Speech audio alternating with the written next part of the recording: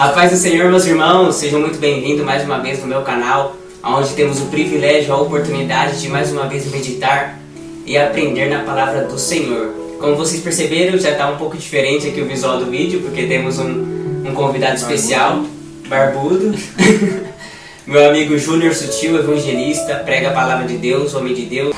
Desse lado de cá temos o ex-comediante o Anderson, pregador do evangelho, prega, ministra a palavra de Deus para a honra e glória do Senhor Jesus Cristo. Amém. Meus irmãos, vocês podem perceber que aqui o homem é muito ocupado, né? A agenda dele aqui está respondendo.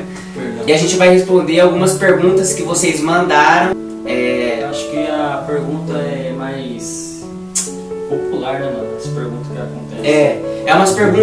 É umas perguntas que chegam a nós com frequência. Pessoas que não têm muito entendimento da Bíblia ou que ouviram falar muito pouco acerca do Evangelho. A primeira pergunta é para o Anderson. Anderson, meu amigo, por que Jesus morreu por nós? Sabemos que para pagar pelos nossos pecados, né? Isso. Jesus carregou o pecado da humanidade nas costas. Vamos dizer assim, né? Outra pergunta também que nos mandaram foi: por que você decidiu ser cristão? Bom, essa pergunta pode ser para mim, pro Anderson e pra ele. Nós três vamos responder. Por que você decidiu ser cristão, Sutil? Eu mesmo? É. Gente.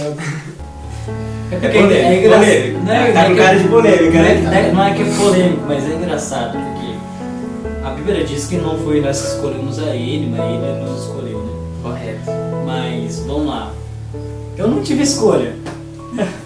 Eu fui pra igreja fazer coisa errada, eu fui pra igreja ficar com uma menina. Beijar na boca. Certo. E aí a pregação foi lá no fundo da minha alma.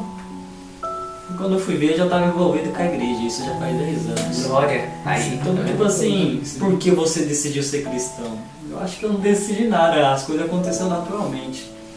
Mas eu acho que, na verdade, tipo, se fosse pra mim dar essa resposta, seria: não fui eu que escolhi ele, mas ele que me escolheu. Glória a Deus. Eu acho que é isso. Amém, gente. É. No meu caso, né? Pessoal, isso aqui foi antes dele ser crente. Foi pegar a menininha lá, mas agora é homem de Deus, evangelista, cumpre seu chamado, entendeu? Ele não tá indicando vocês a fazer isso, não é um exemplo. É experiência pessoal, que aconteceu comigo. É o testemunho dele. Deus me Ele não vai chegar. Deus me salvou desse jeito, mas. E você, Anderson, meu amigo? Por que você decidiu ser cristão? Mas não tem as palavras certas, né? Calma aí, gente. E você, meu amigo Anderson? Por que você decidiu... Pô, mano, vai. É sério que eu amo vocês, mano. Eu fico feliz, velho. E você, meu amigo Anderson? Por que você decidiu ser cristão? Natanael, por que você decidiu ser cristão? Cara, é a mesma coisa que você disse, é algo difícil de dizer, mas assim, eu acredito que o ser humano ele precisa de algo para se locomover. Sim. Por exemplo, uma pessoa tem um foco de conseguir um carro do ano ou uma casa própria. Ela vai se locomover, andar segundo isso, entendeu? Segundo esse objetivo. Nós Mas tu já nasce assim dele, mano. Eu entendi que ele quer se mover pro céu. Vamos começar. Você tá chorando, cara. Não tem pouco tempo, né? Tem pouco tempo. Não vai editar essa parte, né? O senhor não precisa já se locomover, já imagina de carro. Não. Tá, vou ser mais específico. Na minha opinião, o ser humano ele precisa de algo para se locomover. Um objetivo em si. Muitas pessoas têm como objetivo a fama, o carro do ano, o filho, família, esposa. Já eu acho que isso é muito pouco dentro do contexto em que nós fomos criados. Olha o mundo, olha ao redor. Será que você foi colocado aqui para você conquistar a sua casa do ano? Casa do ano? Nem sei se existe isso. Não. Carro do ano, casa própria, dinheiro, fama e depois? E no final, era só isso? Então pra mim é muito pouco. Então eu precisava de algo que fosse, como que eu posso dizer? Um objetivo? Não, então esses são os objetivos. Precisava de um start. Eu precisava de algo maior. Algo maior que tivesse... A vida eterna. A vida eterna. Foi aí que eu falei, cara, isso daqui é muito pouco pra mim aqui na Terra. A gente vive, sei lá, 50, 60, chutando alto, 90 anos de idade. Você vai viver 90 anos de idade, você vai desfrutar das coisas que tem aqui e depois acabou? Pra mim é muito pouco. Entendi. Era só isso. Então eu precisava de algo maior. Foi aí que eu conheci o Evangelho, eu me aprofundei nas Escrituras e a palavra de Deus falou tremendamente comigo. E aí foi quando me tirou do fundo do poço, do mundo das drogas, do crime, da prostituição. E hoje eu estou aqui servindo ao Senhor. Glória a Deus. De todo o meu coração. E você, meu amigo Anderson? Por que você decidiu ser cristão? Bom, meus amados, isso pra mim sempre foi bem polêmico. Porque eu já andei bastante, cara, sem dar muitas voltas, já fui do mundo do crime, já fiz muitas coisas erradas e sempre fui conhecedor da palavra, né? Ou seja, já existia um temor dentro de mim, né? E assim, porque eu fico maravilhado, eu sempre fiquei maravilhado pelas coisas de Deus, cara, pelo sobrenatural de Deus. Então isso sempre me trouxe mais para próximo de Deus. Até então, quando eu reconheci, cara, que nessa terra eu não sou nada. Ou seja, a partir daí, a minha perspectiva de vida melhorou muito. Por quê? Porque quando eu conheci a Cristo, algo dentro de mim mudou, né? Eu aprendi a temer a Deus e fazer o máximo para fugir das coisas do mal. Então assim, aceitei a Cristo, entendeu? E hoje faço o máximo, né? E é isso. Entendi. E Sutil, uma pergunta que eu vejo que as pessoas na internet têm muita dúvida e falam muita bobagem é acerca da salvação. Muitas pessoas acham que por não pecarem serão salvas e por ajudar uma velhinha a atravessar a rua já está fazendo bem, dar esmola para o morador de rua, vai ser salvo porque faz o bem. Acerca da salvação, o que eu preciso fazer para ser salvo? Por meu entendimento, né? Certo. Eu acho que o entendimento, como diz a palavra de Deus, que o povo padece por falta de conhecimento. Se você for ter o entendimento mesmo, Jesus é o único, que é a palavra está fugindo da minha cabeça. Ele é o único que... Esqueci a palavra. Não tem isso, mas ele é o único remidor, né? Intercessor? É o único Intercessor. Ele não é intercessor ainda, mas é o intermédio, entendeu? Ele tem a palavra certa. Vamos voltar então. Vai, voltando à pergunta. É um único intermediador. E Sutil, por que você acha que no mundo em que vivemos as pessoas ignoram tanto a cruz? Porque, por exemplo, assim, a gente vê muitos pregadores manifestando a mensagem da cruz, levando nas praças, na internet você vê muito, e você consegue enxergar que as pessoas estão fugindo da mensagem da cruz ou que elas estão ignorando. O que você tem a dizer isso? Por que as pessoas ignoram a mensagem da cruz? Porque a cruz em si, como diz o nosso saudoso Dr. Billy Graham, um dos maiores evangelistas que essa terra já teve, ele fala que a cruz requer uma mudança de vida. Ela não vai sugerir, não. Se você quer a cruz, a cruz requer de você algo. A cruz faz você se arrepender. Então, as pessoas não querem mudar de vida. As pessoas não querem parar de beber, não querem parar de fumar, não querem parar de se prostituir, não querem parar de fornicar. As pessoas não querem parar de fazer as coisas erradas. Então, o arrependimento é necessário. Em tudo. Nós somos seres humanos, pecadores. Cada um tem a sua falha, seu defeito. Porém, quando a gente tenta a mensagem da cruz, nós buscamos arrependimento. Então as pessoas ignoram a cruz por causa disso, que elas não querem mudança de vida. Não, onde a mensagem da cruz é uma mudança de vida. Com certeza. Uma pergunta também que eu tenho visto que as pessoas têm muita dúvida é o que preciso fazer para ser salvo. Eu vejo que na internet as pessoas procuram filmar fazendo coisas boas, doando cesta básica, ajudando o pobre, e elas acham que por fazer o bem elas serão salvas. Isso faz parte da Bíblia? A Bíblia diz isso, que ao fazermos o bem seremos salvos, ou a salvação é um outro ângulo, uma outra maneira? O que preciso fazer para ser salvo?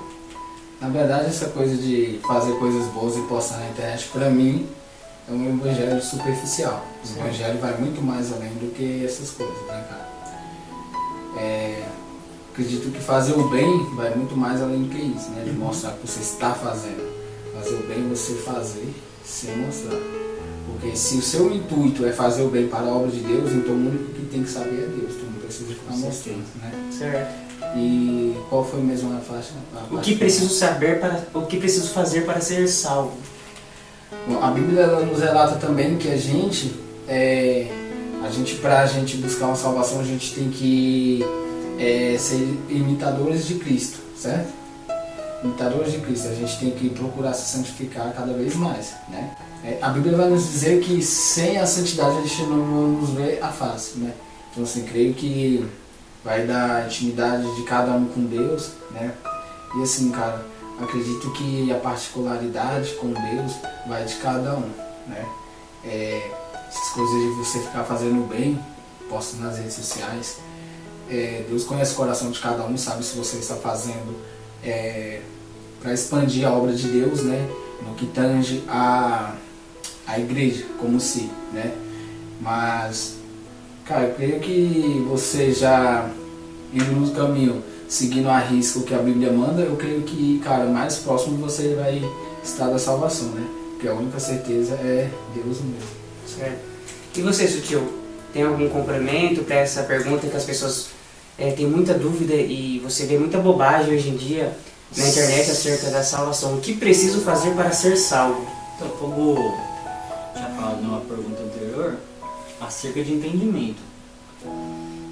Fazer o bem, o Evangelho pede para fazer o bem, né? Tive sede, não me deste de comer, tive fome, se você tem 2 túnicas, dá uma. Então o Evangelho ensina a fazer o bem. Só que fazer o bem não define salvação. Salvação é a expiação dos nossos pecados. Jesus, o Cordeiro de Deus que tira o pecado do mundo, ele morreu em nosso lugar. E ele vai dizer que ele é o caminho, a verdade e a vida. Ninguém vai ao Pai se não for por Jesus. Então, tem muitas pessoas que fazem as coisas boas, e isso é um gesto bom, um gesto positivo, mas não resulta em salvação. Certo. São coisas distintas. São coisas distintas, porém, aquele que é salvo automaticamente faz as obras do Senhor. Certo? Então, para ser salvo, eu preciso crer no plano da redenção. O plano da salvação, o plano que Cristo veio como Cordeiro de Deus, morreu em nosso lugar, teve expiação e pelo teu sangue nós somos purificados. Certo. Porque Isaías vai dizer que diante de Deus não passa de um pano sujo, de um pano imundo que não serve para nada. Certo. Essa expressão é tão forte para você compreender o que é um pano sujo. É você pegar aquele pano que está na pele de um leproso, cheio de pus, cheio de sangue, e você arrancar aquele pano, ele não serve para nada, é para jogar no lixo. Só que aí, diante de Deus, nós é o pano sujo, mas com a redenção, com a remissão, através do sangue de Cristo, nós somos filhos de Deus. Como isso? Porque agora já não Deus não vê nós como nós mesmos, mas Deus vê o seu Filho em nós.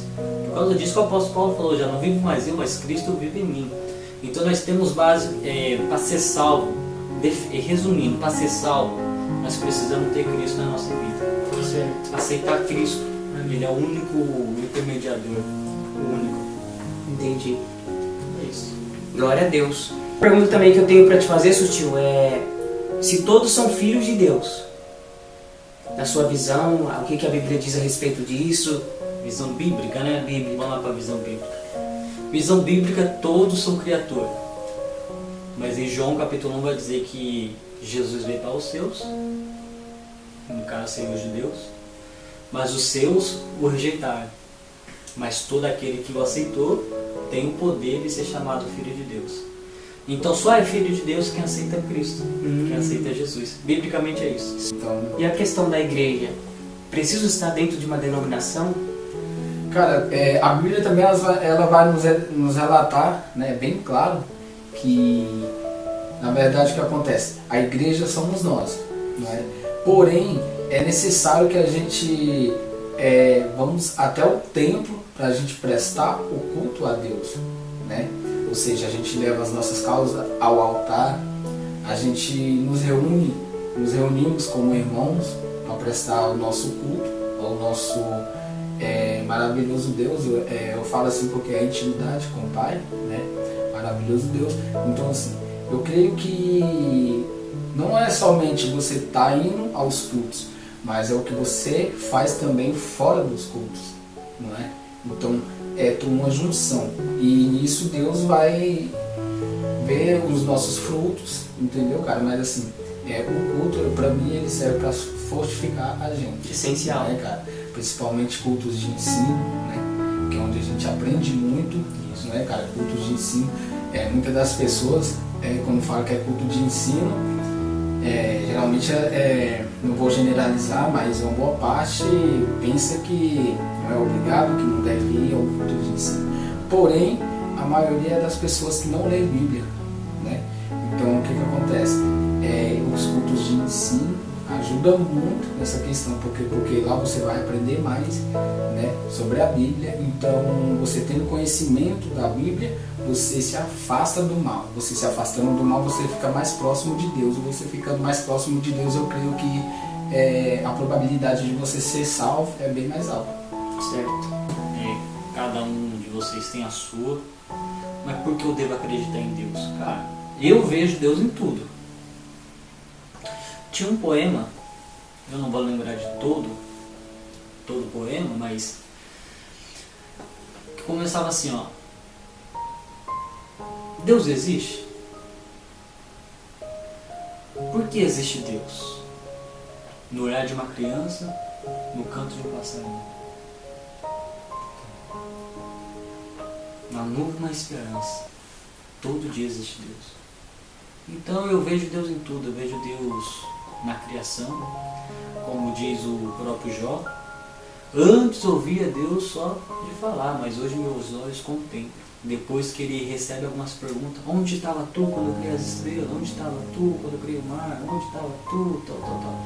Então agora Jó começa a olhar para a criação. Ele começa a olhar para as nuvens, começa a olhar para o mar, começa a olhar para os pássaros, começa a olhar para os animais. Aí ele vai ver que Deus está na natureza. Então, por que eu devo acreditar em Deus? Porque eu vejo Deus em tudo.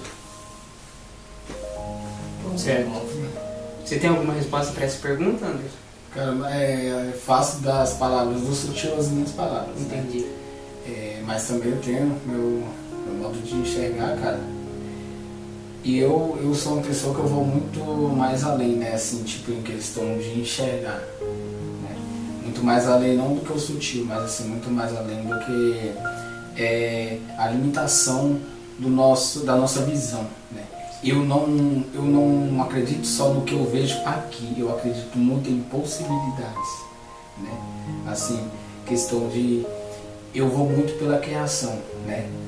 Do universo, entendeu? Existe um criador do universo. As estrelas, existe um criador das estrelas. A terra, existe um criador da terra. Certo. Então, cara, esse negócio de que, vou falando de mim, da minha crença, que tudo se originou da explosão do Big Bang. Pra mim mesmo assim, não se encaixa, né? Eu acredito muito no que a Bíblia diz, né? Que Deus criou todas as coisas, né? Então assim, a minha crença é isso. Eu acredito muito em Deus. Agora eu queria que vocês deixassem, você Anderson, você Sutil, um recado simples e breve para aquelas pessoas que ainda não aceitaram a Jesus, que não, sabe, que não conhecem a verdade que nós pregamos. Amém. É simples e breve? Simples e breve, é um recado simples para a pessoa que ainda não conheceu Jesus, que não... Se você não conheceu Jesus, conheça. Se não acreditar, vai pro inferno. Vai ficar no vídeo. Vai ficar no vídeo. Falando, não, mas isso aí é simplesmente Bíblia. Certo. Mas assim, para quem não conhece a Cristo, a mensagem, né, eu faço o convite, conheça. Leiam a Bíblia. Está um pergaminho sagrado. Está o mapa, o guia de tudo. Desde o princípio até o fim. Então, se você não conhece, te convido a conhecer mais um pouquinho desse Deus maravilhoso.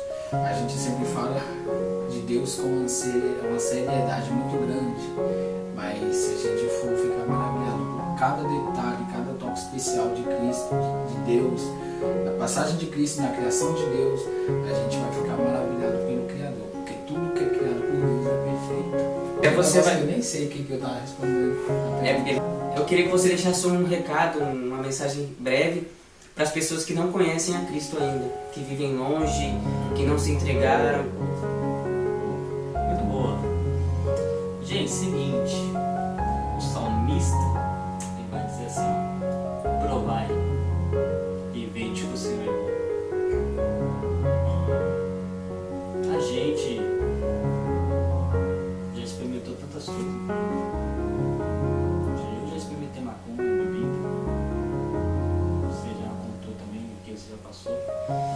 Então, tipo assim, se você já provou tantas coisas, já provou festa, provou balada, provou o mundo do crime, então você não prova do Senhor.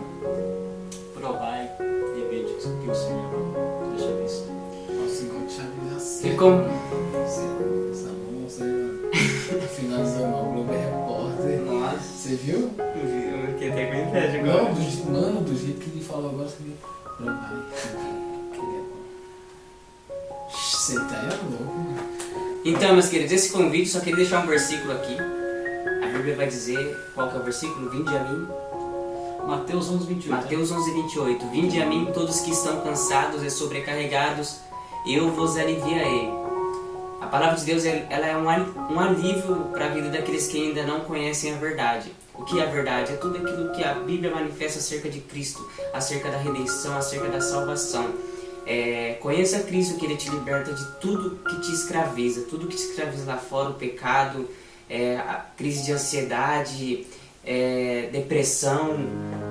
Jesus, Ele cura. Ele é o mesmo de ontem, Ele é o mesmo hoje e vai ser o mesmo sempre. Inclusive, galera, Deus acabou de tocar no meu coração, o nosso irmão Natanael falou isso é muito importante. Eu garanto que a gente vai fazer um vídeo falando disso, né? Ele tá sabendo agora. Improvisação, né? Acerca de depressão.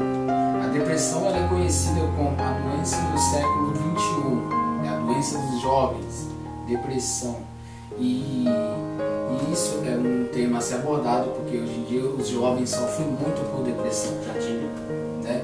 E assim, a gente vê que essa doença ela atinge desde os mais jovens até os mais velhos, porém é uma grande massa de jovens sendo afetados por essa doença. Então a gente vai fazer um canal, Natanael não está sabendo ainda, o canal é dele, mas eu já estou falando que a propriedade é de Deus, nosso irmãozão é abençoado, creio que ele vai aceitar a gente sim. Então a gente vai falar sobre essa doença que está aterrorizando os nossos jovens, a nossa geração, né? Então, galera, no próximo vídeo a gente vai estar estudando bem isso, a gente vai estar orando, vai estar